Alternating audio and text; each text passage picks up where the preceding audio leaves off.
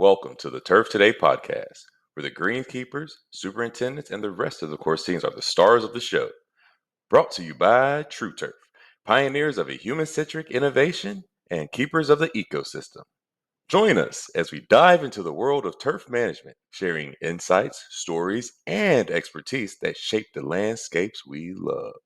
Tune in for the conversations that celebrate craftsmanship, innovation, and the people who bring life to every green. Because at the Turf Today podcast, it's not just about the grass, it's about the passionate individuals who nurture it.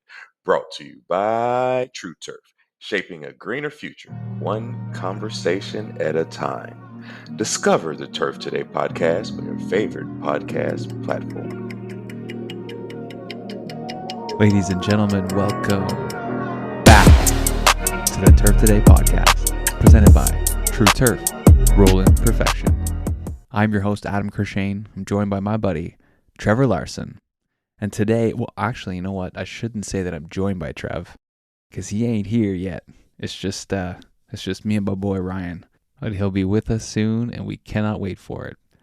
But for now, we're just going to start things off right here. Joining me from, I'm going to say this wrong, the Misquamicut. I'm not helping here. You're not going to help me. He's not even going to help me here with this one. That's tough, man. Misquamicut Club?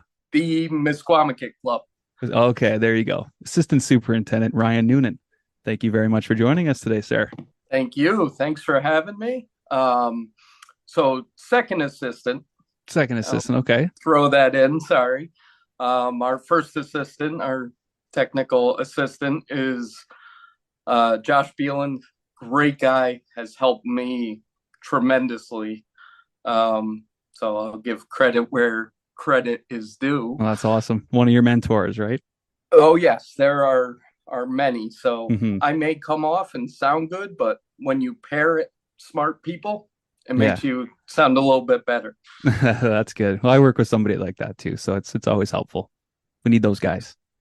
Before we get going, though, I want to thank you guys for doing all of this. And last week's episode with Michael Knoll was amazing. And to follow that up, it's, tough, but he's a good dude. Yeah, definitely a tough one to follow. And Michael told a great story. Like we kind of said, he just took the reins and ran with it, and it was great to hear his story and something that he struggled with, and looking over everything we've talked about too. I know you kind of wanted to get in a little bit of your story on the turf side, but also something that you've dealt with as well. I don't know if you want to start off with getting into that, because that's something you've been dealing with since you were, I believe, 8 years old.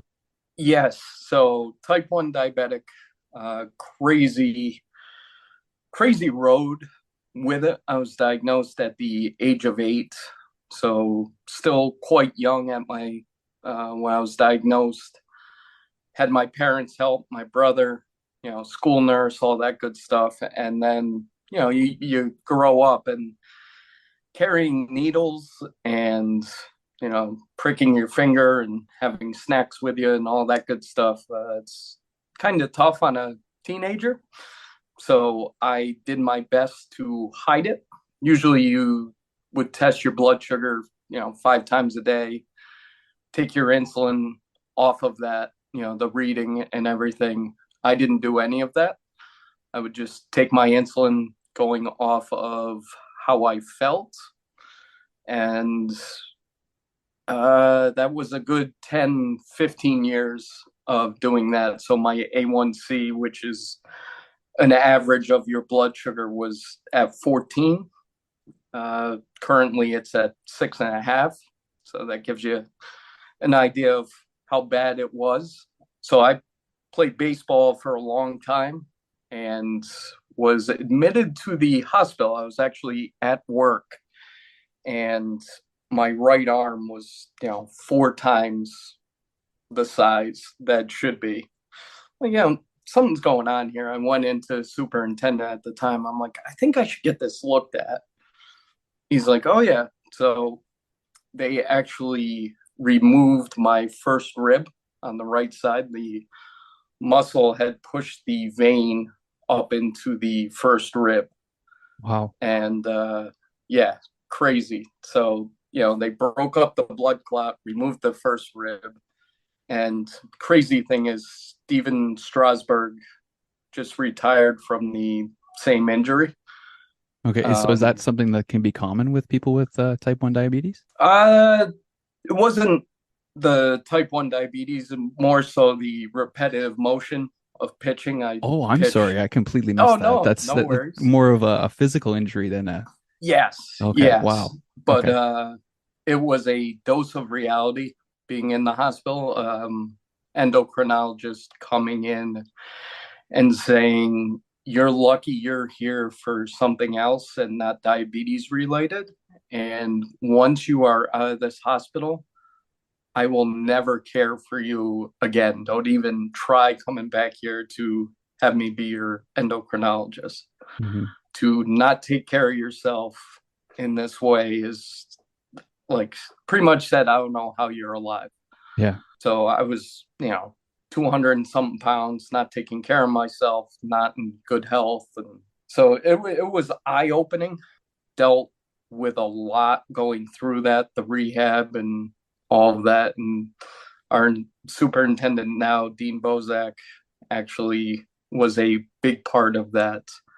Came over, he's like, "I've never seen you like that." And Hmm. tough to see. So it was, kicking the ass that I needed. Got into cycling, worked with Team Novo Nordisk and Team Type 1, which is all Type 1 diabetics. They're currently racing in Europe. Ran their social media for a little while. Had a little tryout with them, and different ball game. I'll say that. Yeah. I can ride a bike, but Whole new lease on life, though. No, like that's yes, crazy. yeah. Started ran a few marathons, an ultra marathon. Wow. Is that something you ever thought you would do? In a way, kind of, sorta.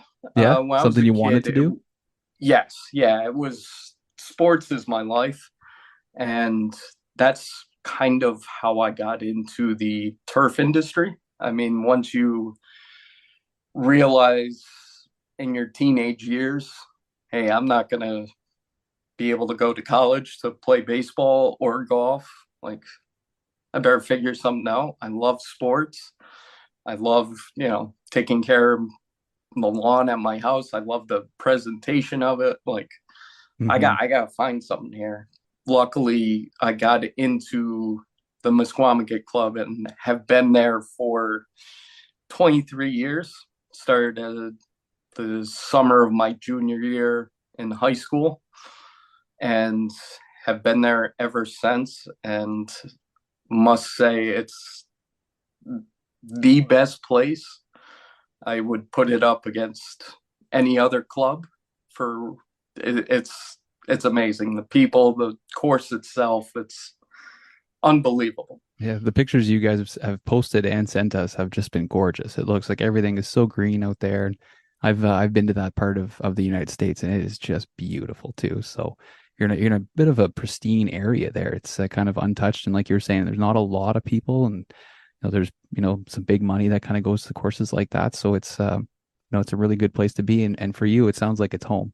It's a place you're very Yes, comfortable, and you can kind of be yourself, but you take care of yourself there. And I think a lot of people in the industry find that they get on the golf course and they can really center themselves and take care of themselves mentally and physically. And obviously, that's something you really have to take care of having diabetes.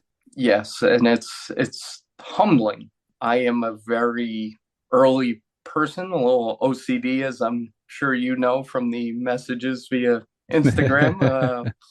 I like to know what's coming. I think that comes with the diabetes as well, Hmm. is I have control of my life pretty Yes. much. Like, I can't mess around. To say I go to bed each night with a fear of not waking up is not lip service. Yeah. It's true. It's tough. It's been 30 something years living with it, but I have a pump, an insulin pump that always has my blood sugar, gives me insulin as it rises, or stops giving me insulin if my blood sugar drops. You know, all machinery is not perfect. If Yeah. that malfunctions one night, it's, it just sits in the back of your head. It doesn't affect my lifestyle, but it's something there. And my wife is very, very good. There have been episodes, obviously, but, likes giving me a tough time as I'm coming to bed every night with a glass of water and a chewy granola bar just to, put the mind at ease. Yeah, So, yeah. And that's huge to have support like that. And your wife's obviously plays a big role, and everybody that's there to support you, which is huge. And we do find that in the industry as well. Like there's a lot of people that talk about how much support they have in their families, how much support they kind of have with their crew as well. So would you be able to yes. kind of tell us, like, does it affect your life at work, or is there different things you have to do, or do you just kind of rely on the pump throughout the day? I go in for 6 a.m. Everybody else usually trickles in between 6:30 and 7. That is my own like OCD and diabetes wise that plays into it. I can turn off my pump to stop doing all the work because I don't know what's coming the next day. I mean, I could go in, there could be a sprinkler that ran, you know, through the night. There, I'm digging in there, I'm sweating my butt off. It's, that's going to drop my blood sugar like crazy. Hmm. So I get there a little early. I, do my best to help Josh and Dean, the assistant, and the superintendent. I take a ride around. I have my coffee. I get my blood sugar in range. Make sure all good, everything's good. All the insulin's out of my system. It's at 0, and I can go on my way.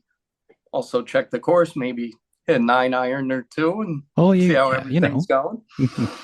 But throughout the day, it is a very tough process, but an enjoyable one. I mean, when you're always challenging yourself and presented with different obstacles and problems throughout the day that aren't turf related, it, Yes. it does help take the pressure off of everything else, which is great. But there's always a Mountain Dew with me. Not the Okay. healthiest option, but Hey, that's a your sugar soda choice. is, yeah. I mean, I'm going to pound a 12-ounce Mountain Dew. My blood sugar is at 70. That's going to shoot up to 120, 130, where I'm myself, like I am right now. I can joke around. Low blood sugar. I'm angry. Mm-hmm. Staff knows it's not a good thing. But that quick boost gets me to a spot. I can get something to eat. I can, continue mowing a green. I can continue syringing. I can run around like a madman. Yeah.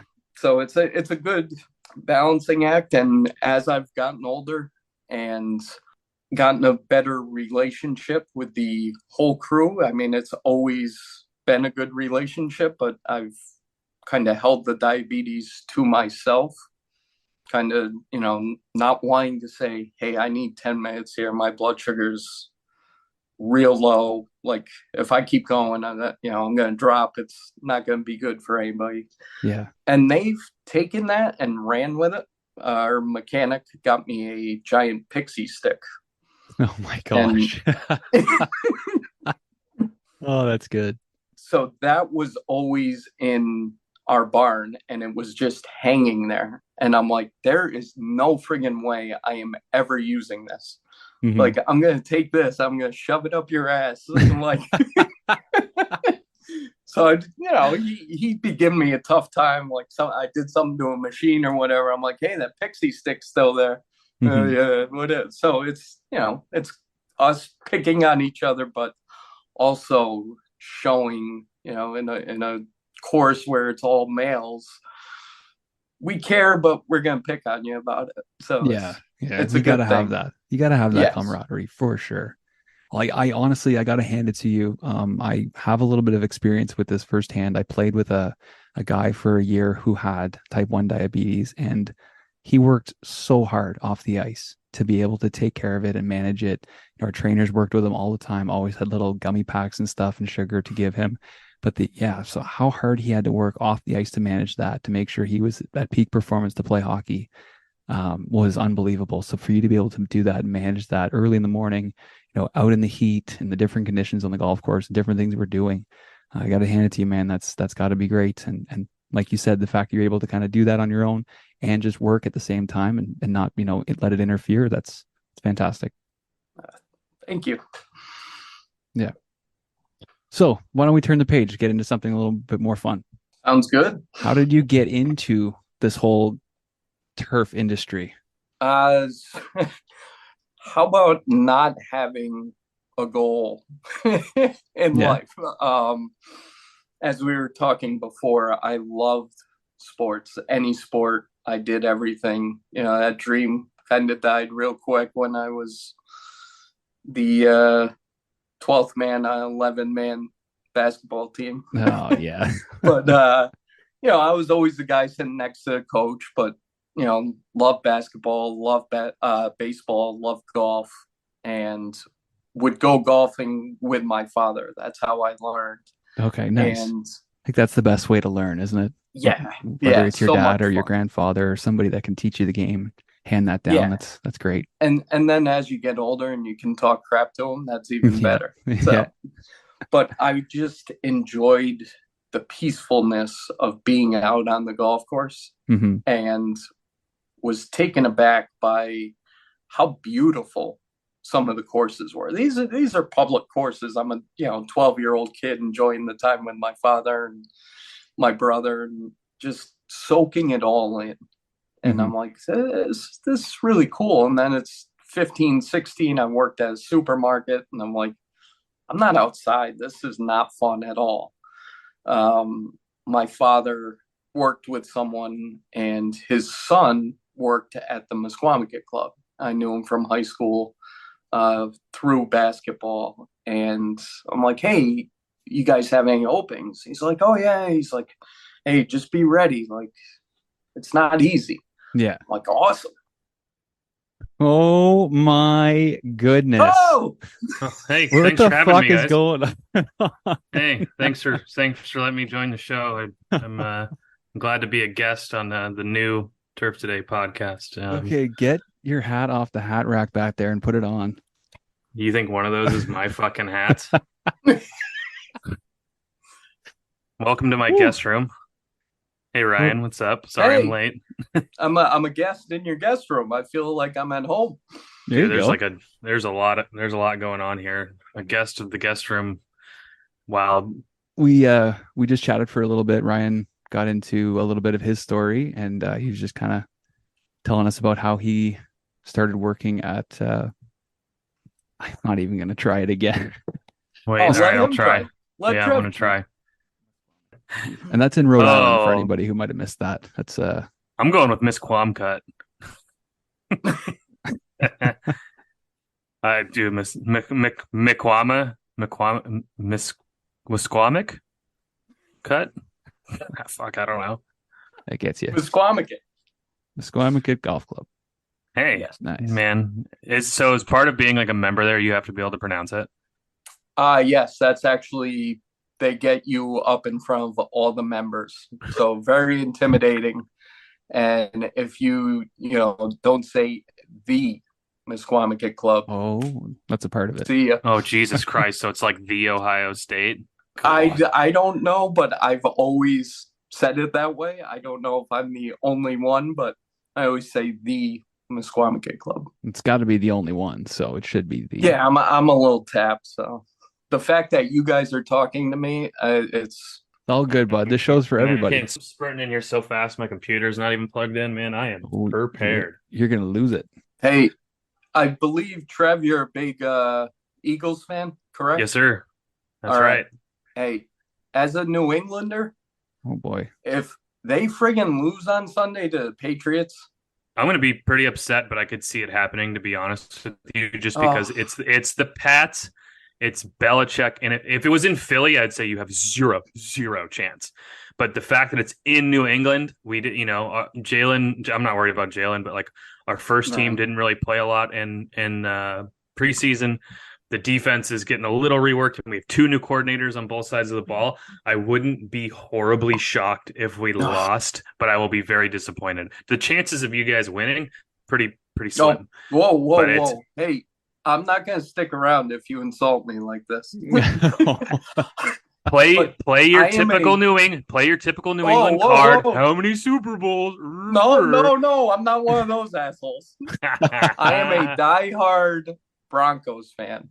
So ever since the age of 4, but having to deal with these Patriot fans, good there God, dude. is nothing better than listening to the radio on a Monday or a Tuesday, the sports radio around here, and having to listen to all those phone calls. Oh, they got the hit on Brady. Jesus. Oh, it's awesome. Love to hear them cry. So fly, right, Eagles, fly. That's right. All right, yeah, we'll whip that ass for you. Don't worry. Yeah. Awesome. Plus, you can't lose the season opener after losing the Super Bowl. You got to come back fucking hot. Ooh. Yes.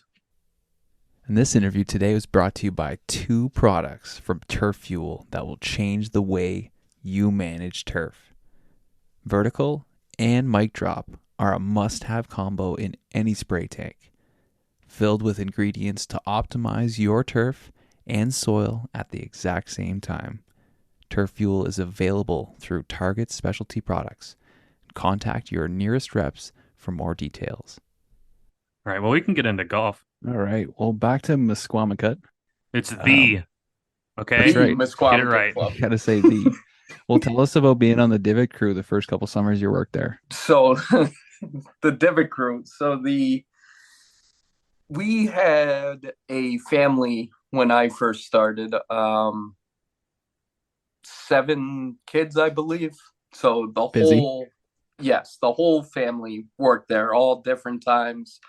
Some good stories I can't share on here, but one was a groomsman in my wedding, just an amazing family. So Divot crew, it was a lot of sitting in the woods.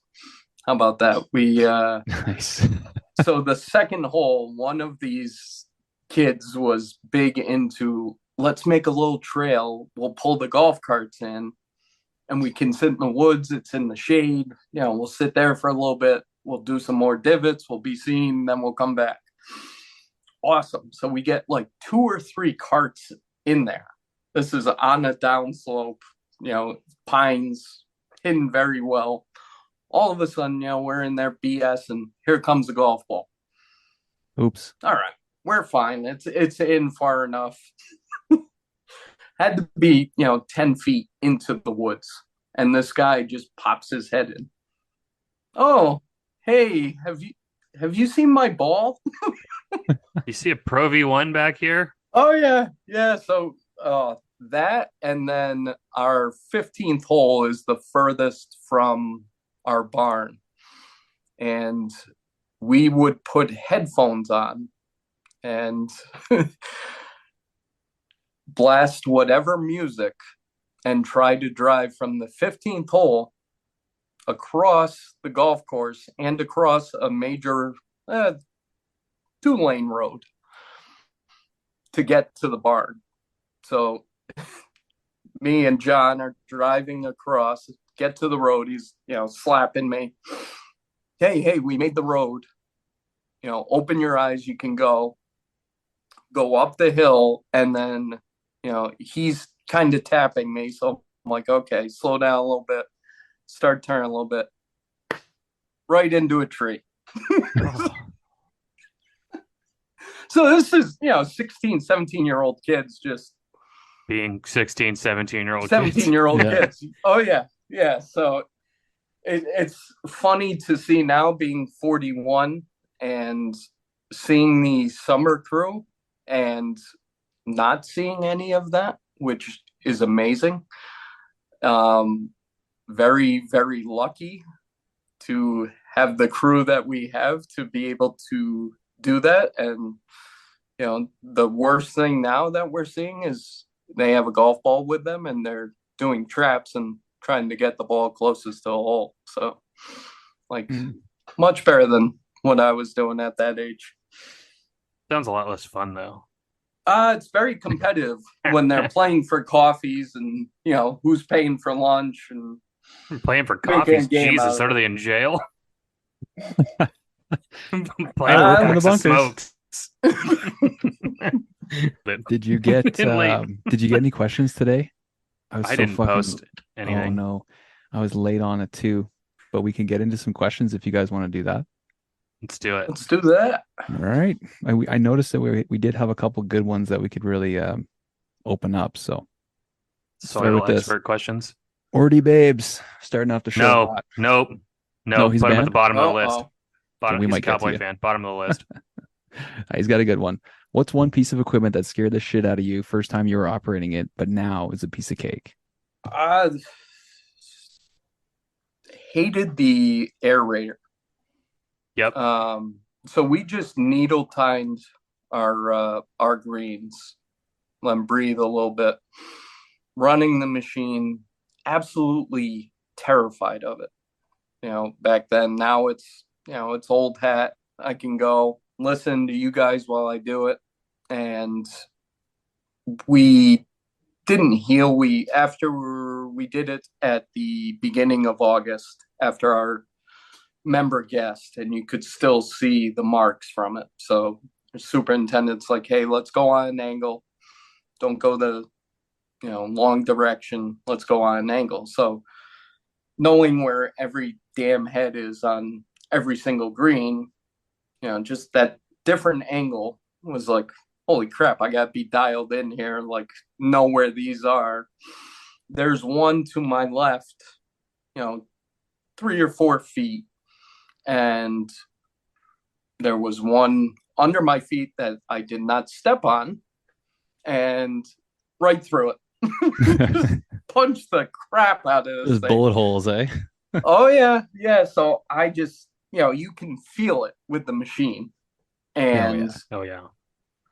all of a sudden I just did it pop the release water? it, let go up, no water. That's good. Pull the head up, yes. check the head. I'm like, I send Dean, the superintendent, a text right away. I'm like, hey, my dumb ass just punched through a friggin' sprinkler head. I checked it. There's no water if you want to run it. But if you want to come, just, call me a dumbass. That's welcome too, because we have a staff member that's been there for coming up on 50 years, and he always ran the machine, and he hit a head when we were aerating on our first green back left, and I would like to say that's the only head I've ever seen this guy hit, and he's been running it. I've been there 23 years. That's the only head he's ever hit in 23 years. Trevor, I think that's a record. 50 years working on 50 years. No, we had a guy at Spring Creek that we celebrated 52 when I was there, I think. So I mean, I met a couple of people that have been. Yeah, I mean, it's insane. Like that guy's awesome. I think the record is what you said, like 23 years of not hitting a head. I think that's a record. Yes. Yeah. But when he did hit the head and seeing his reaction, and then just seeing the water and running around to get the wrench to shut that off, and the crap that you dealt with afterwards, it was, you just want to run up and give him a hug. Not a good feeling at all. Yeah. No, it's What about you, Trev? What would you say? Same thing, dude. That aerator was so intimidating the first go around. Especially the first time I had to do it solo on my own course. I was already a little nervous because it was a different machine, and the throttle was like kind of weird. You had to like wiggle it, so I felt like I had it all the way, and so I took off. Luckily, it was on the putter in like a corner, but it was going too slow, so it just tore up like 3 feet of it, and I was just like, "Oh no, this is real bad." And then I noticed that I had to like pull, like it was kind of Mickey Moused. So I got it to full throttle and it was fine. And then, it took 2 greens to get real cozy with it. But my first punch at this course, my current one, I zapped ahead on 18 that I still haven't fixed actually. But it put a hole in the casing, like on the out, like this, the top, hit nothing, punched the the inners and blew that up, and then punched just the other side. So it missed the solenoid and the whole casing, but it blew up the centerpiece, and I just took it out, and the valve still worked and everything. So it's still sitting there next to the green where people have hit their golf ball into it. And it's an open Does that casket count? I've had. Yeah, right. No, I think they usually think it's so far, like it's a decent distance and there's like brushes in the way. They usually just think they hit it in the water, which technically they did. Yeah, it's wet. And like all I have to do is put in a new internal piece and it'd totally be fine. Yeah, I just fresh don't guts. have the money for it. And honestly, the head where it's located, it's like 15 feet in either direction from other greens heads. It's completely useless. It's such overkill. Yeah. But yeah, I'd agree with for the question, the aerator is definitely the scariest one. All the big stuff, rough units, everything like that. I was jacked to get on. It was so fun. Nice. Well, I've actually had a very rough summer with the aerator. As I said earlier, be lucky you have one. Yeah. I don't have right? one. It's true. Some courses do not. Yeah. Send one over here. So I was going to take the cup out, had the aerator all set up, ready to make a pass, and take the cup out, take the pin out, turn, starts creeping towards this pretty good drop off. So me, shitting my pants, see it on the slope. So that's not good. You're losing weight. You're not going to be able to counterbalance and hold it now. So you got to hold that shit in, and hopefully, like, maybe it'll give you a couple extra pounds. But so I take 2 steps to go get this thing, and it comes to me. Don't kill yourself trying. Don't be a hero. Yeah, don't be a hero. Just let this thing go. You're gonna deal with it. Like you've broken crap before. Like flips down the hill and puff of smoke. The other guy that's on the other aerators at the Pine Green, our mechanics mowing the fairway up there, getting ahead of play, and sees it, go running after him. And thank God for our mechanic. This guy's amazing. He able to get it out of you that day. Yeah. Oh yeah, he hates me every day. Yeah, it's fair. Well, he's a mechanic though. It's supposed to. That's how it goes. That's fair. That's normal. He's same guy that hung a pixie stick there to yeah, same. Get my guy, blood sugar low and have me sitting on a table with a giant pixie stick. But fix this thing in like less than an hour, up and going. Crazy. Legend. When that thing was rolling down the hill, was it like when Ricky Bobby rolls his car in Talladega Nights, like slow-mo for way too long? Like, is that how you saw it? Just it rolled for 5 minutes, but it really only took like a couple of rolls. Yes. Oh yeah. And it was just it's the one that like it sticks, and I knew it because the green I did before it started to move. So, I hit ahead this past week. But the good news is I left it on the trailer. Good. Locked and took the pin out. So, one step forward, 2 back. I'm getting there. There you go. Yeah. At least you're not falling on your ass. Not yet. That is true. Not until you chase another aerator. For me, I actually got trained how to spray my first day in the rough, and that did not go well. I didn't break anything, but holy fuck was I panicked, Jamie. But so I would say I was a little intimidated to get on the sprayer the next time that I had to. How do you fuck up spraying the rough? We sprayed a hole that had massive mounds and hills and bunkers along the sides of it.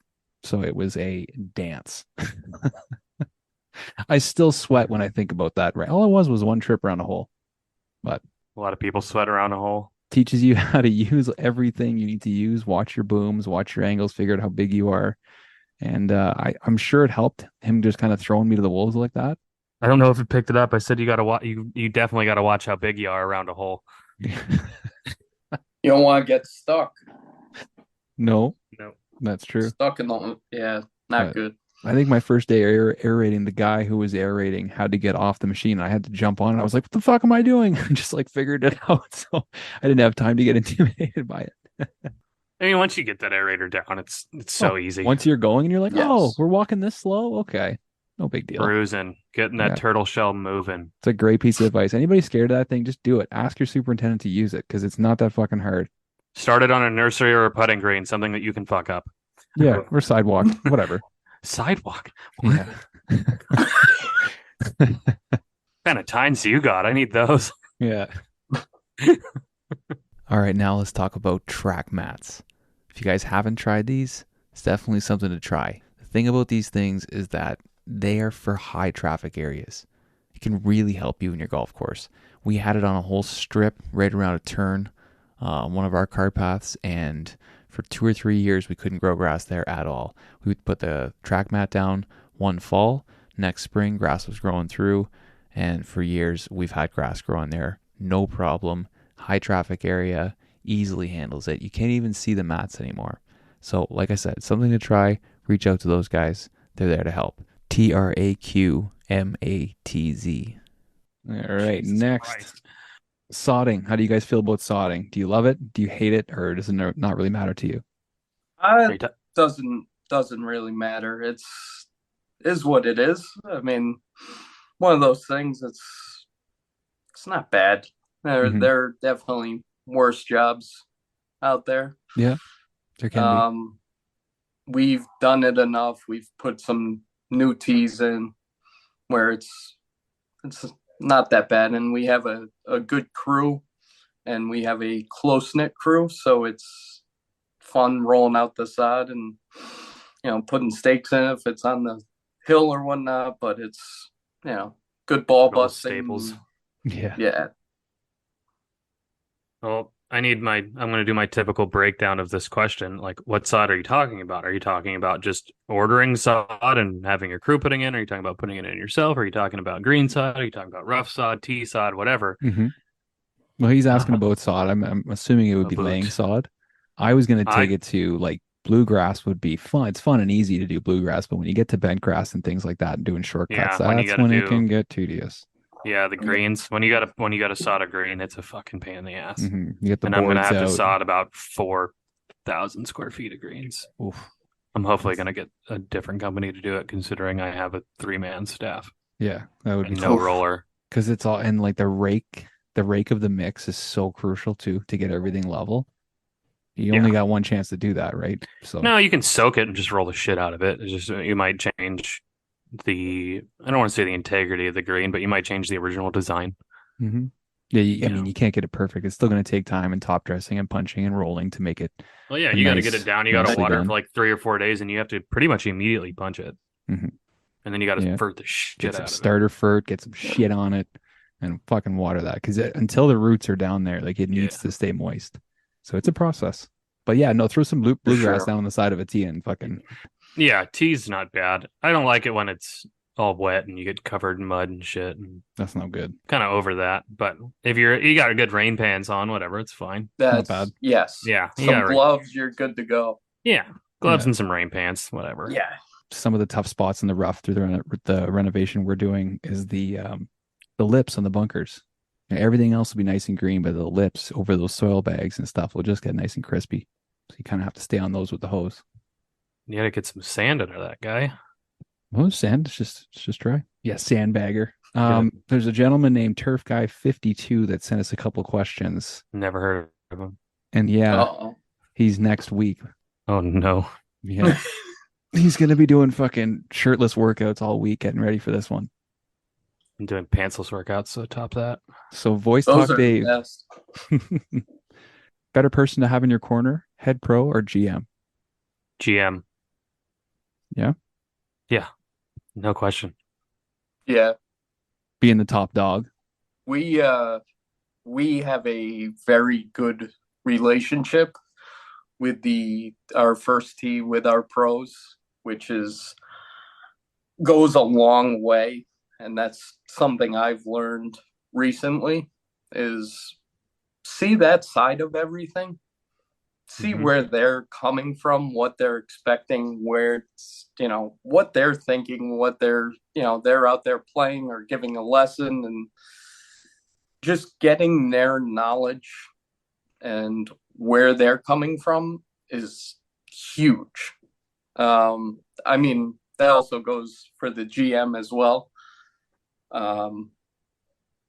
But just, I think everybody goes together.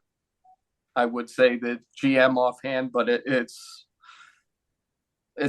everybody's got to be on that same page on, sitting down, discussing everything. And, that's where we're extremely, extremely lucky to have that. And hearing stories from you guys from all over the place where that relationship is not there is crazy and kind of scary. And I definitely appreciate what we do have. So yeah, you have to work together.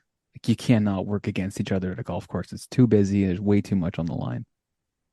Totally. My thought process behind the specific question is, if you're in with the GM and the pro's a dick, GM's the big boss. Y'all can bounce him if it all doesn't work. If you're just buddies with the pro, I mean, yeah, it's always going to be beneficial, no duh. Obviously, the goal is to have a good system all around. But in the question, I'm taking GM, which is but that's just definitely. That's just obviously everybody should be good. Doesn't always happen, but you should want to have all those relationships as tight as you can. I guess the head pro argument is that they talk a lot more to the members or the golfers about the conditions of the golf course. So you might want to. They better know what the hell they're talking about, which they always do, right? No, they don't. Why? If you ask them, they'll tell you they do, right? Yeah, you can ask. You can give me a math problem, and I'll tell you a number. Fucking guy. We had this one pro one time a few years ago. He comes out. He's like, "Hey, Adam, frost delay." And I look around. I'm like, "Well, yeah, everything's white. Like, the fuck do you think?" He's you. Like, "Oh, that's okay, exactly cool. What I'm talking about." So he's like, "Okay, cool. I'm gonna go post a message so the members know." So he goes in, posts the message so the members know. He comes out about 15 minutes later in a gator to bring the balls out to the practice greens. Drives it right across the chipping green fairway. Sir, the fuck are you doing? Yep. So, case in point, right there. How many texts I get of, "Oh, is it a frost delay today?" Look out your fucking window. Is it white? Then yeah, there's a frost delay. When's it going to be over? I don't know. I didn't run the sun today. Sorry. Yeah. Like, man. I mean, obviously, throughout the season, you kind of get a good idea, day-to-day basis of when it's going to burn off. But it's just like, dude, what the fuck do you mean? It's part of golf. It's like having, golfing in the fall with the leaves. You're going to deal with the frost. And yeah. All right, next waste talk, Dave.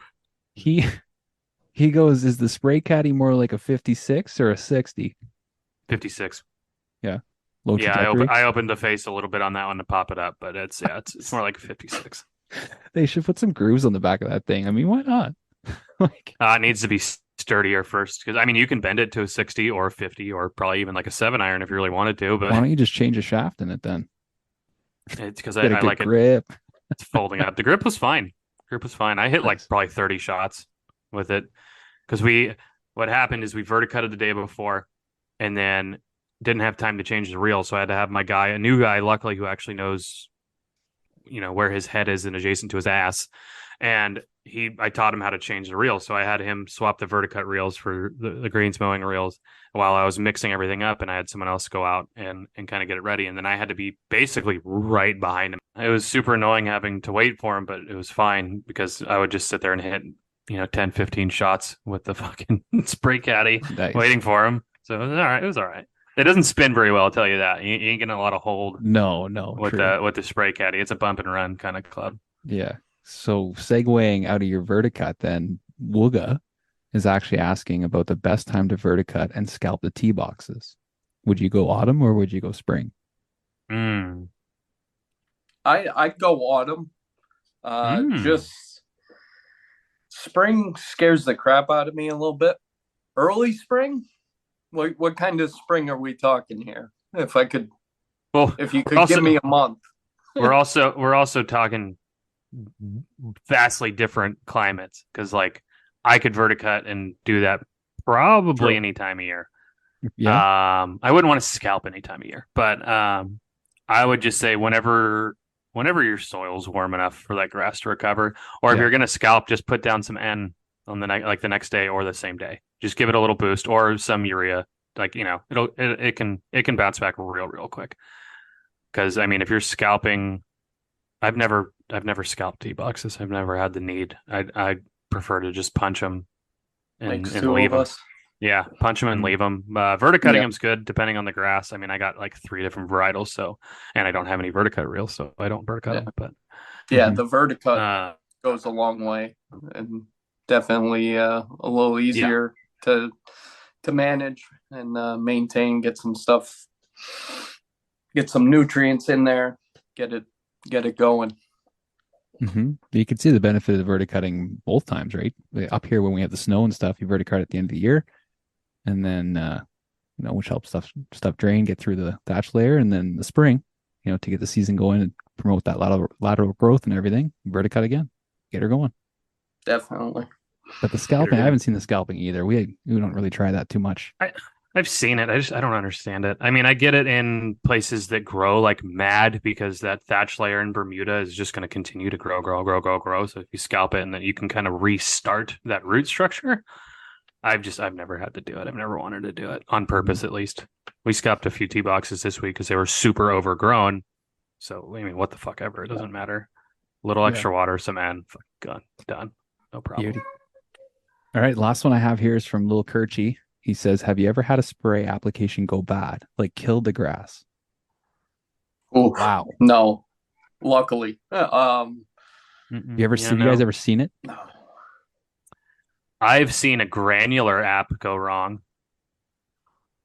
Not just from Colin's story, but no. I had a guy cut the bag open, filled up the walk spreader, and then did his thing on the green, put the walk spreader in the back, didn't close the tailgate, and jumped the throttle on the cart, and the bag just, and so there was, I don't know, a 2x2 circle of just a burn right in the front of the green. It wasn't on the green, thankfully, and it was just off the shortcut, so it was just in the rough, just this patch for. I think it just healed up not too long ago. Oh, wow. It's like, he called me. He goes, I fucked up. And I was like, God damn it. No. What'd you do? And he goes, I dropped all I was like, get a shovel, save them as much as you can. And then, there's nothing else we can do, man. Yeah, it's down. Spread it if you can. Yeah. But yeah, I've never seen. I'll had somebody in our crew go for a drive with the fucking hopper, just go for a ride, eh? That sucks. Yeah, well. But I've sprayed the greens with the wrong nozzles before, with like a high pressure nozzle. When I was supposed to be spraying something with like a foliar app, I was pushing the water down, and I was noticing that the spray wasn't working properly, right? Like I wasn't using the right quantity, so I started driving faster, and I finished the spray with nothing left. So I was like, perfect. I was bang on. I was like, okay, I was just going at the wrong rate or something. And then I get back to the shop, and the superintendent's like, you didn't fucking change the nozzles? And I was like, oh, no. And like for a few days, we were like, oh, no, like we're going to get fucked. But I just figured I drove fast enough that I still put that product out at the right rate, because I was done. I was out of product at the last green, so it was perfect. In my mind, if you were trying to do a foliar app and it was just shooting it in, you kind of just wasted an app. I mean, it's not like the stuff's going to really fuck it up. The foliar stuff's supposed to sit on the leaf for for a while, and if you just blasted it through, it's still there. You just kind of wasted the product. Yeah. We did. I just forgot there was something in the mix where it was like, fuck, that was wrong. I don't know if it was the growth regulator or something about that mix, and he was like, dude, like, fuck. But everything ended up being okay. So a couple days there, I was worried about my job, but hey, it's part of it. See, that the spray also scares the crap out of me. That would be my number 2, going back to the intimidating part. Jumping on that sprayer, mixing it, knowing speed, pressure, all that good stuff. Like, your That head's shit's easy. spinning at first, and it's like, all right, it's like being a pilot. You're checking all this crap and doing everything, and it's overwhelming. But again, almost like anything in the industry, it's the repetition, feeling comfortable, and going from there. So getting out of sprayer now, it's not too intimidating. It's pretty good. You ever had to use a Jake sprayer where you have to put the throttle and then you have to use the pedal at the same time, and then the levers also the throttle, and then it's got to be in the right gear and all that kind of shit? I just started sweating it after you said that. So luckily, I've never used a Dude, Jake they're sprayer. so ridiculous. They're so ridiculous. The Toro ones are like the easiest thing on the planet. You got your 3 booms, click, click, click, click, and then go. Yes. Love it. Absolutely love it. All right. Well, is there anything else you wanted to talk about or bring up, Ryan? I know you obviously told us an amazing story to begin the show, which Trevor's going to have to go back and listen to. You did tell us that there was a story about dumpsters or car horns. Okay, so so some good laughs, and then I'll get into our crew if we have time, and just the importance and how they've kept me grounded and helped me.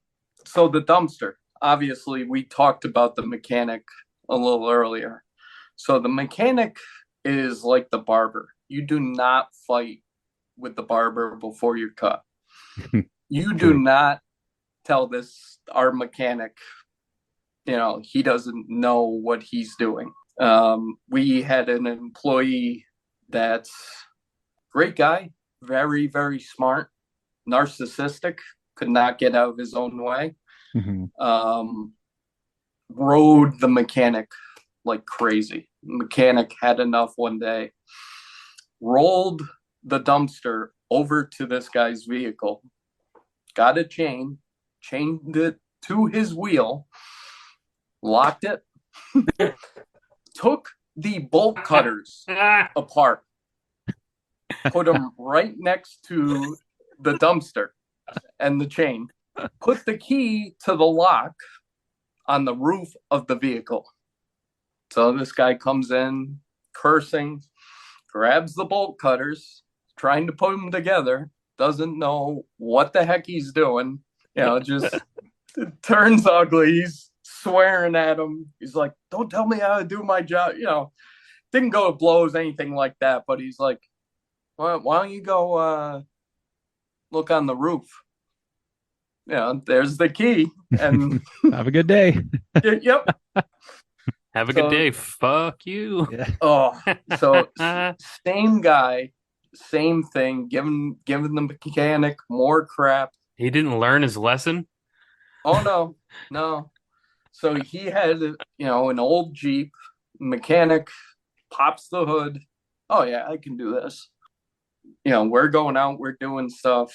Hey, make sure you follow so-and-so home. All right, whatever. He lives near me. I'll follow him home. Gets to a stop sign near the course, puts his blinker on. Beep, beep, beep. Tied the blinker to the horn, so every time he used the blinker, the horn started going on. Do not fuck with the mechanic. I love your mechanic. I love him. Oh, he's amazing, and I've made it a point the past couple of seasons to see where he's coming from and what he deals with day to day, because you have everybody coming in, so this isn't working, this is doing this is with our sprayers, make sure you're doing this, the foamer, put this much in, all this crap. Hey, the foamer's not working. So he's gonna go off, but he will explain everything. And it's just, I have a 4-year-old son. You follow directions, and it goes a very long way in this industry. So, lastly, just to end this, our crew, I just want to say, we joke that the Misquamicut Club is Hotel California.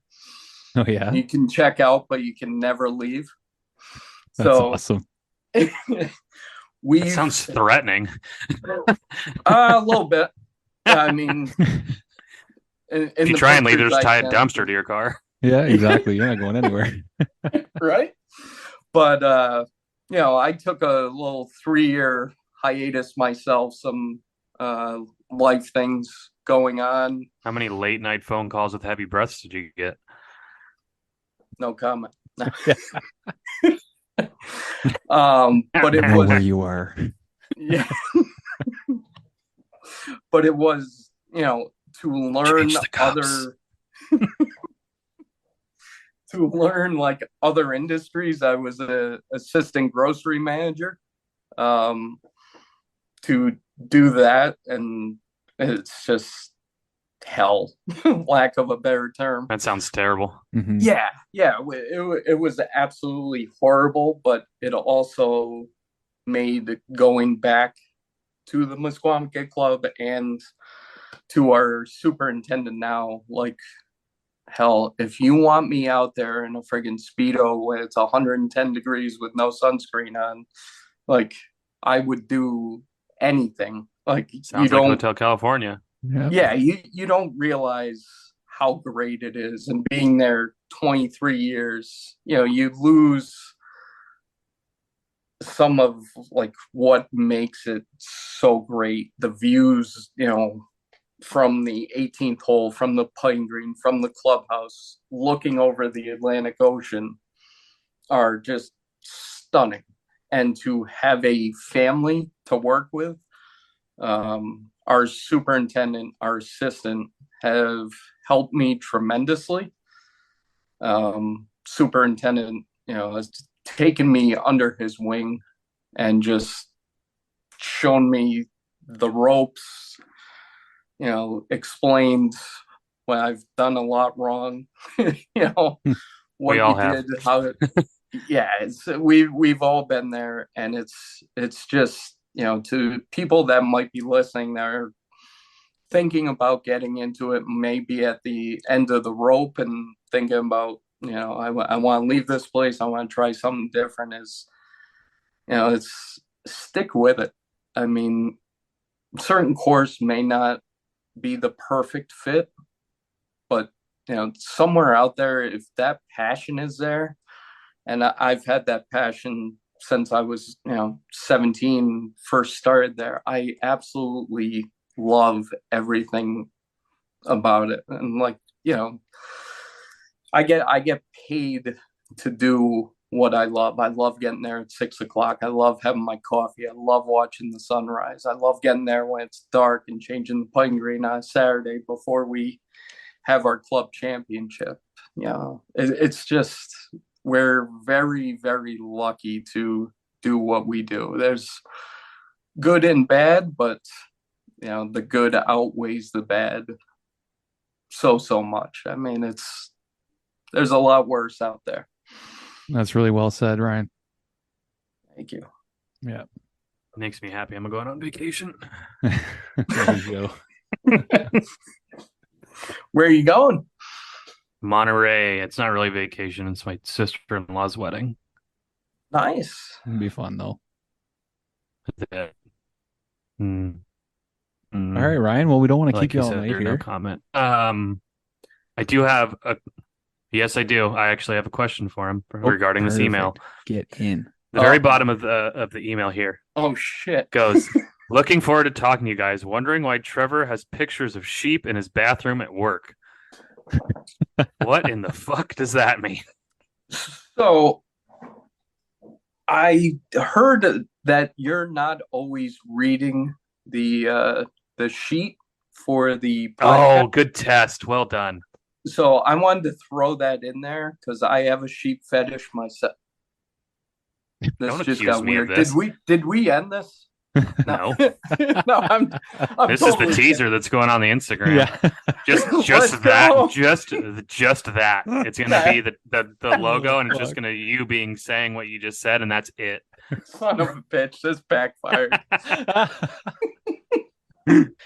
Oh, Anyway, so it was a little test for you, and you obviously passed. So, well, I'll be rooting for the Eagles and if you get a sheep in the mail, a little stuffed sheep, Oh my it's God, a thank that you would for be being fantastic. on the show. We're ball busting experts at the Misquamicut Club. That's fantastic. Yes, yeah, you thanks can for always being our bust guest balls today, when Trev. no one can pronounce it. Exactly. All right, Ryan, we'll take care and let us know if anything's coming up and keep in touch. This has been fantastic. Will do. Yes, thank you very much. Have a great night, guys. You too, man. Thanks.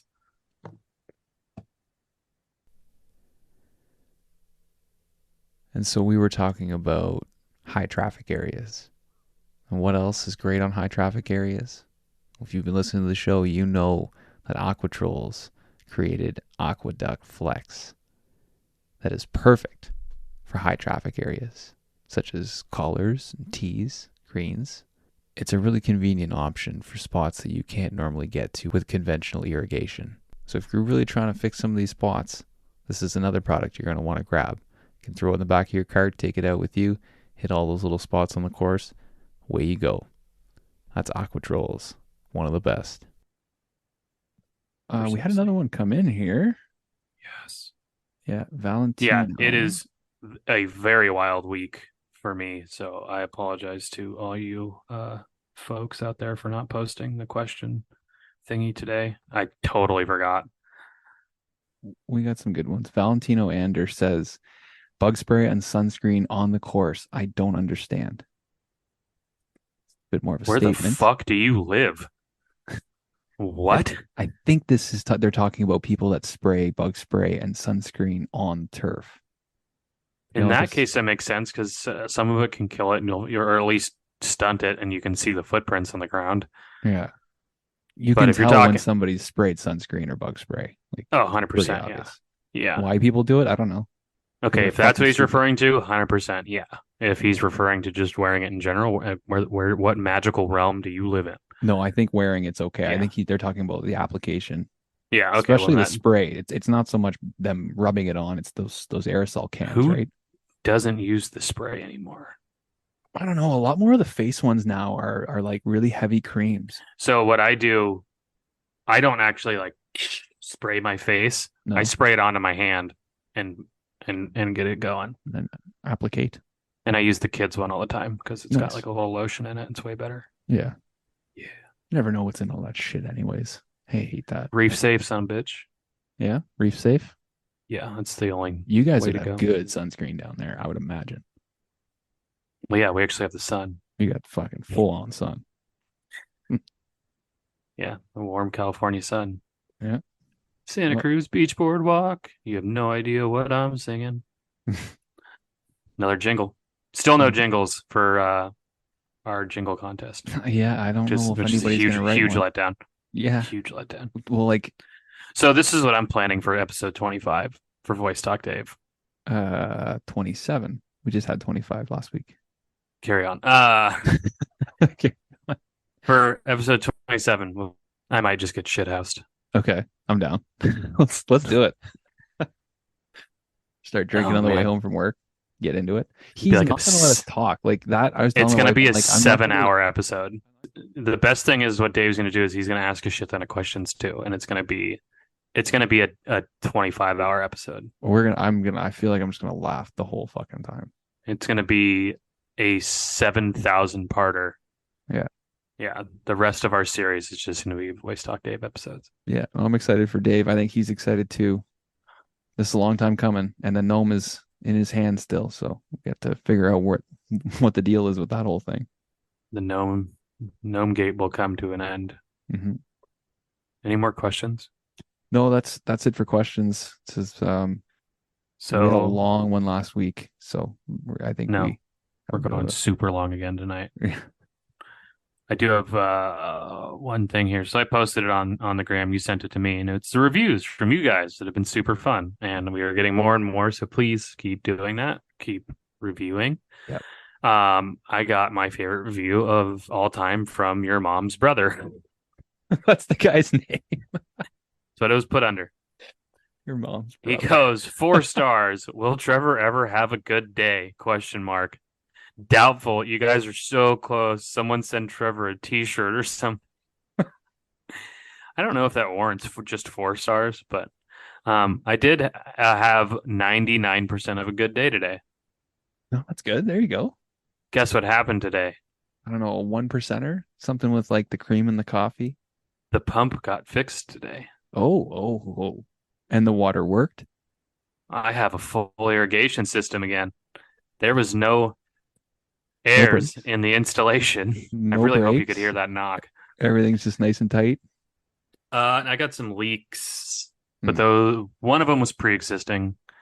Um, yeah, nothing broke. It still had pressure the whole time. It didn't lose pressure. Oh no. Yeah, because it was so they only had to replace the one motor. They didn't replace the entire pump house. It was I just see. one motor, Okay. and So things are so still. they didn't even have to turn it off in general during the whole process. Hmm. But I said just turn it off because we had some heads that we needed to dig up and fix anyway. So it's like it's a perfect scenario. But yeah, you have as of right now until it breaks when I get back over the weekend. We have a full pump house for the first time in 9 months. Beautiful. And then to wrap up my day, my one and only rough mower broke again. So yay! Yay. Fucker. Yep, damn thing. The reels won't go down. I was mowing with it, having a good old time. Get off to help one of the other guys figure out how to use another mower. Get back on it, try to put them down. The thing will not go down. No way. Nope, it's like the lever's locked. And yes, I know that there is a lock on a Sidewinder 3500D Toro, blah, fucking blah. It is not fucking locked, people. I tried it in the locked position, unlocked it, even opened up the little thing, saw that it was completely unlocked. The thing is just jammed up, and I don't know why. So, Yeah. that was fun, I guess, if you're into that kind of thing. We do have one video we could break down a little bit. It had 104 comments. We're not going to read them all, but I'm going to read every single one of them. I would like your take on the whole Yes. change. It's the picture boy. of the guy. He's sticking like the screwdriver into the green. Oh, I actually watched that one, I think. Yeah. Yeah. Like he does it to Yeah. relieve the pressure. I don't know. So I thought of the same thing. He could have clay greens. I don't think. Oh, yeah, he's got a hammer, like the mallet kind of one. I'm watching it right now. And he does it on the sides. They've got to be clay. Yeah. Because I hadn't seen that. And then the tool he uses to pull the cup out. I've never seen that either. It almost looks homemade. So I just watched a screwdriver. I'm into a new part. So that looks pretty sandy. Cup needs to be painted. Oh, I've seen hole changers like that. The pull the cup out. We have one similar. It's not as aggressive, but it's the same general thing. It looks pretty sandy. Yeah, I wonder what the point. It's got to be because it's probably still super tight or super wet, and it's to make it not suction and only pull out half the plug. Let's see. Does he stitch it though? So he just stomps it down like a lazy guy, and then waters it. Oh no, it's why are you putting sand? Just stitch it. You don't need to put sand in it. The green sand too. I like the green sand. But then he It's doesn't pretty cool. stitch it. He just does the 2 holes. No, he does 2 tiny little lifts. Tell you what, though, it looks. I guess you don't need to stitch it with that sand. It looks fantastic. Wait till you see the end of the video, though. No, That's I did. where You just I have issues. doing the cup. Okay, so I have one of those cup setters. Yep, a little twist. Yep, that's what we do. It's got a lip pre-done in it. Don't. Why are you stomping on it? You just ruined your entire edge. The fuck was that? Like, way to ruin a great hole. You just ruined your entire edge. Why did you do that? That's Yeah. the entire purpose of that cup setter is to make it flat. What the fuck are you doing? I don't know. Paint the Yeah. goddamn cups too. Okay, let's see. People weren't very happy about it, but Also, the green sand definitely no go. Not needed. Waste of money. It looks bad. If you have the money, it's not a waste of money, and it does not look bad. It looks awesome. He has 20 replies on it, so I bet there's someone saying the same thing. did Robinson get sand. in there? No shit. No, he didn't. I'm sure he's in there somewhere though. Oh man. Okay. Green tan and Jane's recovery mix beneficial to the plug. Blah blah blah. Tanner, bro, just to level the plug right. You don't need that recovery mix. That'll just get mowed up the next day. No, it won't. Not if it gets watered in first. Not everybody has the same type of turf as you, bro. You clearly haven't worked at a high-end club. Seashore past Palom needs recovery mix. Ooh, there we go. So maybe that could be a reason with the thingy. Seashore and past Palom. Mix these days. Screwdriver goes right in the middle where you got a blah, blah, blah. Okay, buddy. Tell yourself whatever you want. That shit does nothing. And I do work at a high-end club. Nice try, though. Learn how to properly plug turf. All of this is a waste of time and material. And then someone's agreeing with the guy talking smack. Green sand is pointless and high-end. Also, Tanner, I work at a high-end club. Could also tell you that it's bent grass just like my club. Oh boy. And then he supports the guy for going with him. Just tie the grass together with the screwdriver and roll it over the PVC pipe and water. Yep, there we go. Looks perfect. All these kids saying grain sand helps. It doesn't hurt. Like obviously the grain sand's it's not a necessity. Like that's true. Mm-hmm. Could it be a waste of material? No. If you have the budget and you're purchasing it for that, then you're not wasting it. No, it's going to be nice. It's going to help it heal. Yeah, stay nice and smooth. Sand is always good. So does it help? Yeah, it could, but does it hurt? No. If I had time lapse to plug the green, blah, blah, blah, I'm not reading that one. I'm using Pascal as an example. Okay, this is the guy. Worked at a course with bent grass. I agreed that with bent grass greens, it wouldn't risk burning the canopy. However, there are types of turf where the sand helps. For example, Pascal, like I used to work at. This is a proper way. I'm not sure why you think the sand is pointless. There you go. Blah, blah, blah, blah. Okay, there's too many to read. Man, so many hardos. Makes me happy. I left the industry. 99.9 of you grow grass in the course. None of us have heard it before, so lighten up. Oh, shot. Danway, nice. 33 likes on that comment, too. I like it. Yeah. And then PGA Superintendent, our boy. Yeah. Plastic lip covers are the worst. Agreed. Mm-hmm. Plug put back perfect, yes. But after you cut the cup and stepped on it as a no-go, roll your out. Yep, look at that. What do you know? Someone on the show agrees with how we do it. Perfect. I don't understand anyone saying green sand is a bad idea. Yeah. Tough crowd hiring this guy 12 out of 10 times. It's a waste. If you don't have the money, then yeah, it's a waste. Green sand laughing emoji. We do the same. We also have a bottle of water, helps soak down the plug. Definitely helps with ultra dwarf Bermuda. So yeah, sand in Bermuda always. Yep. Plastic cup ring, thumbs down. Yes. Way too long to get it done before. Of course, it's too long. He has to set up a fucking camera and make sure it looks. No shit, it's going to take forever. He's proving a point. Yeah, he did his best there. Yeah, so you don't always do the full fucking preferential treatment. Yeah, exactly. Someone just said overkill. Turf Viking. Ooh, that's a dope name. I like Turf that. Viking. Yeah. There's never overkill. Someone said this. Hope you start at 4:30. Someone said pathetic. I disagree with you. That was not pathetic. Yeah, it wasn't pathetic. It was a good effort. A++. The end was hard to watch. The end, yes. The end is, yeah, you completely wiped it. You went from an A to a C+. The plug was an A. I'll give you an A. With or without your green sand, people, chill the hell out. But like the green sand is unnecessary. Can't boot 2 BT dub. It looks like the crap when too much is used. He didn't use too much. Not needed if you're meticulous and get the plug leveled properly. The sand isn't for leveling. Well, I mean, it is. Yeah. But if he just stitched it, he wouldn't have to. You know what I mean? Like, I guess he probably is using it for that. Boots, black socks, the ladies, man, that's funny. There'd be a little bit of seed in there to go in there, maybe. That's that. So to the overkill point, that would be overkill in my opinion. You don't need seed for that. Someone said amateur hour. Jesus. Yeah, the guy's got all the tools. He ain't an amateur. No, I mean you can have all the tools and be an amateur. It's not that difficult. Yeah. You ever seen a bat boy in a major league dugout? Come on.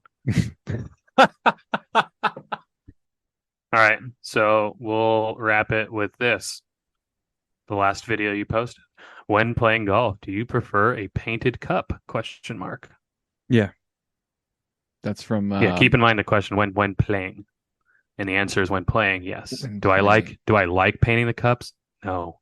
And frankly, the video looks like you got a little bit on the edge there, girl. You need a better tool to keep the grass from getting painted. Granted, you don't finish the video, or I don't know if it's you or if you Adam cut it.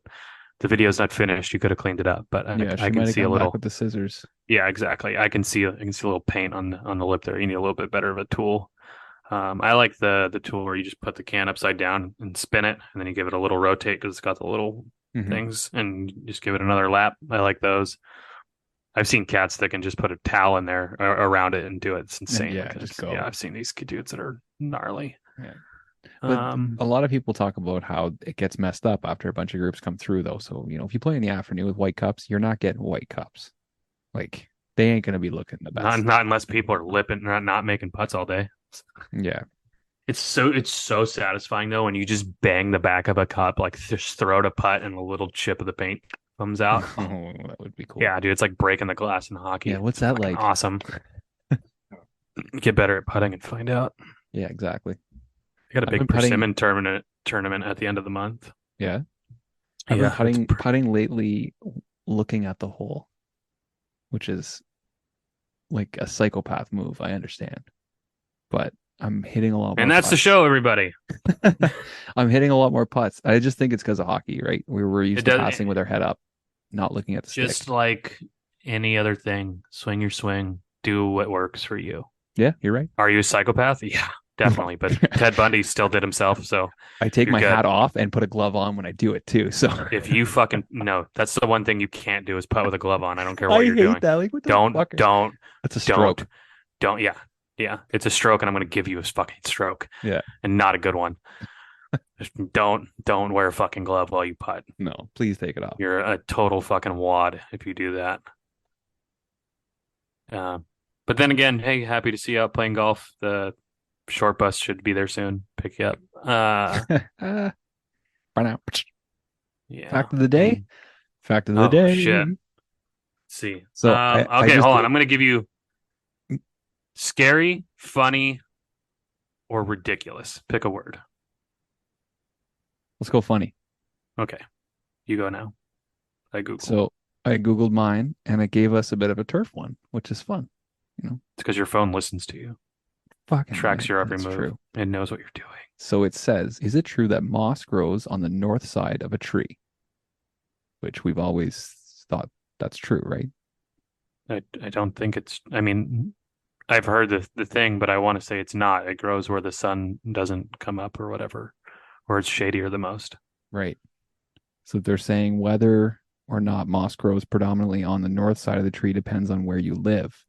There's a tendency for moss to grow on the northern side of a tree in the northern hemisphere and the reverse in the southern hemisphere. So, wow.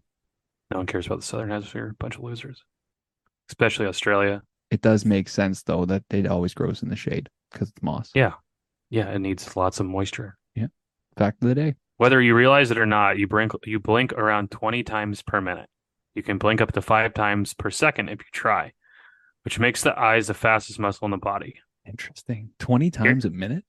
Earwax is technically a form of sweat. Okay. That's one fact you kind of wish you didn't know. That kind of makes sense, though, right? Because it's just like your old fucking grease in there. I don't know. I've never cleaned my ears. No? No. I clean them constantly, actually. Nice. I go through Q-tips like a fucking meth addict. You ever watch those videos on those people that do candling? Where like they lay on the side of the bed, then they put a candle like through a cone. And my wife got one of those and I tried it. It works. I don't know how it works. Yeah, it works like crazy. I don't understand how. It's super fucking gross. But yeah, my wife's gotten them a couple times and we've used them and they really fucking work. It's insane. And I don't know if it's called candling. I feel like I might have just made that up. Candling sounds kind of Pornhub search bar something. Oh my God. Maybe. Oh, dude, super fun fact of the week for me. Local fun fact of the week. You've watched Breaking Bad, I'm assuming. A couple times. Hank Schrader. Yeah. Homeboy owns a barbecue place like 20 minutes from my house. Oh, wow. Yeah, and he's there all the time. So I'm going to go into the restaurant. So he bought it a while ago. It's a restaurant. It's a barbecue joint that's been up there for over 100 years now. And it's supposed to be baller, and all the videos that they put up looks insane. So nice. I'm 100% going to go hang out with our favorite dead DEA agent. And yeah, except what I'm going to do, I've seen him in other things. I can't remember what it is. So I'm going to like find what else he's in and talk to him about that because I'm sure he gets just bashed over the head with blue meth. Yeah, you got to go in and talk to him about something he did when he was younger. So he's like, oh, yeah, you know that? Okay. Get out of the way. I want to talk to this guy. Yeah. Hey, bro, do you want to be on a podcast? Yeah, we have a turf podcast. Yeah, dude. There's grass right here at your restaurant. Let's talk about that. Mhm. How often do you mow it? So Voice Talk Dave next week, huh? Are you guys ready? Because we're ready. Speak for yourself. Yeah, that'll be a good one. I How get about to wake up at like 2:30 in the morning and get on the road by about 3 and drive 8.5 hours to Monterey tomorrow. be good? It's too bad. Fucking I don't have time to play Pebble. yeah. Didn't you guys say that you could maybe go play Tigers course? Yeah, That's the right. hay. Hey, Yeah. There's no chance, just dude. no chance. We're getting there. It's immediately wedding. Hmm. And then Sunday's our wedding trip. anniversary, and we're going down to Solvang, which play is golf. right by. No, I wish that'd be cool. No, I need to still find a way to swing watching the Eagles game. Okay. So Yeah. that'll be the Yeah. favorite. So we're going down to Solvang. It's down by Santa Barbara. It's like a little Bavarian town. It's super dope. If you ever watched New Girl, they actually go there. Okay. So that'll be cool. We're gonna do that, and then sit back Monday and back to work on Tuesday. Second rates. Oh, brother. I literally wrote on the board because I'm not going to be there tomorrow. I wrote on the board, don't do anything stupid. Nice. I'm not here to save you. Yeah. Please do not fuck anything up. Yeah. Like, we're not doing anything special. Yeah. Go cut sprinkler heads out. And that's it. Yeah. Stay out of That's the it. fucking way. No chainsaws. Now we can't mow the roof because the fucking roof unit's broken. Right. So, At least the pump got fixed. It got fixed pretty quickly too. I was pretty surprised. They got in at 7 o'clock this morning. They were gone by like 10. nice. Quick day for those guys. I'm sure they got other ones to go put in, but I was shocked that it went smooth Nice. because nothing ever goes smooth around here. We are chunky Well, peanut butter down in the south. for once. It's good. You need that. Yeah, dude. Nothing's better than a 1-70 record.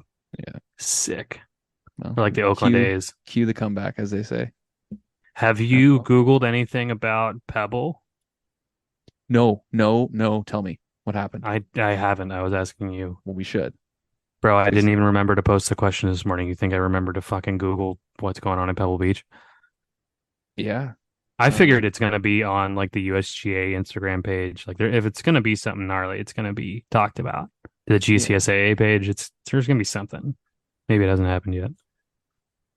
I don't see anything. My guess is it's just got to be Bubba's leaving. Yeah, but like And then he's going to have an a big opportunity. award this year.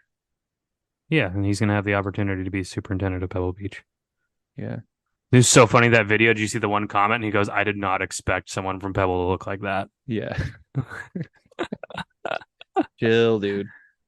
Oh, I got a good text from Rob Dog, actually. Yeah.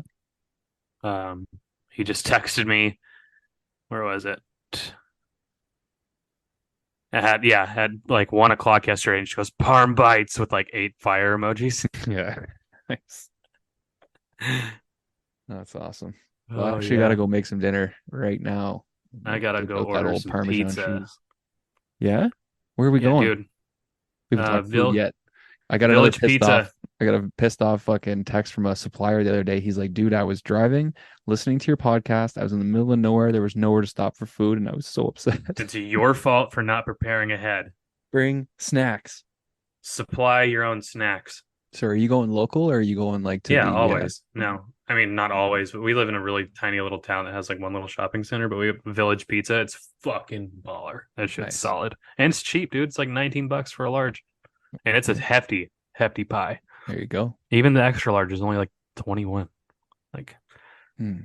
it's super nice. And yeah, the only thing there, the pro tip for Village Pizza is easy sauce. Don't say Easy light sauce. sauce, because whatever reason they can't fucking understand what light sauce means. Easy sauce. Easy on the sauce. Because one time I went in and I ordered light sauce and they put on white sauce on a pepperoni Oops. pizza. And I'm like, really, dude? So is that Because the guy looked go-to? at me, he goes, pepperoni with white sauce? And I was like, no, light. Yeah, He it goes, doesn't make any "Oh." sense to you either, does it? He goes, oh, we got to remake this. And I'm like, Sure yeah, you don't want the white? dude, white sauce with like chicken is Oh, yeah. baller. Oh, the Yeah. white pizza. Oh, it's Yeah. good. Yeah, So but your go-to is a pepperoni. always. Yeah. And so I love a buffalo chicken pizza, buffalo chicken, anything. Right. But like we've had the buffalo chicken pizza from Village and it's ass. It's fucking terrible. They put like shaved slices of chicken. It's weird. Yeah. But we've got another place down here called Flippin', and they've got baller fucking buffalo chicken Nice. pizza, dude. Oh, killer blue cheese dip too. Oh, yep, that would do it, dude. All right, I'm gonna fucking throw up. I'm so hungry right now. You gotta stop. Keep I'm gonna say keep those reels sharp and keep that fucking pump running, buddy. I'm just waiting for the other one to blow now. It's only a matter of time. 100%, dude. It's the same pump of the one that just went out. Yeah. Granted, the one went out because it turned it off. It was cold. Blah, blah, blah, blah. We fucking heard it a million times. I know. Hey, your mom's brother. I had a good day. So maybe rate it 5 stars next time. Dick. Yeah, exactly. Just kidding. Love your review. Thank you. All right, buddy. We'll have a good one. Chat next week. Get fucking ready too. I'm gonna have like 35 beers. Maybe just do 34 so you can talk. Nope. 35 or nothing. All right, buddy. Take care. Go Birds.